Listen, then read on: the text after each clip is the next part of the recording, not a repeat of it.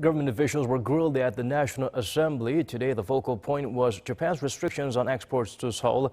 Opposition lawmakers called for government efforts on all fronts, while the ruling party stressed the need for Parliament to approve financial support.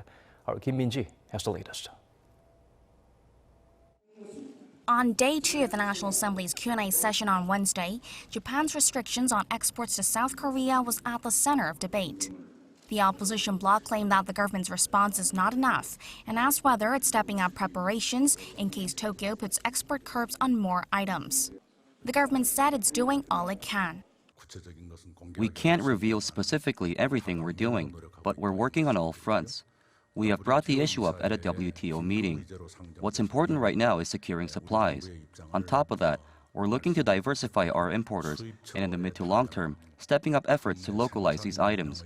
We are also keeping close tabs on other items that could be added to the list. The ruling party encouraged the government to do everything it can to resolve the issue. It also stressed the need to allocate a portion of the extra budget to support the government's efforts. To this, the government said it plans to ask rival lawmakers for their support when the government's extra budget proposal is deliberated. Even the opposition have noted the severity of the trade tensions with Japan, and we ask for cooperation from Parliament. We will most certainly use next year's budget to resolve this issue, but we plan to ask for about $100 million as part of the extra budget to start off.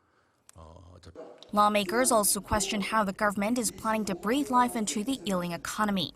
They raised concerns that the economy is heading downhill, citing negative growth in the first quarter of this year and the government's recent downward revision of the growth outlook for 2019. We're looking at the situation seriously. Global economic conditions were worse than we expected, and we've seen a slowdown in investment and exports. But I believe growth will rebound in the second quarter. Also on the table were the feasibility of the government's energy policies, as well as how it plans to step up the country's competitiveness and innovation, with rival lawmakers sharing their ideas and views. The National Assembly will wrap up its Q&A session on Thursday, with the last session to focus on the areas of education, culture, and social issues.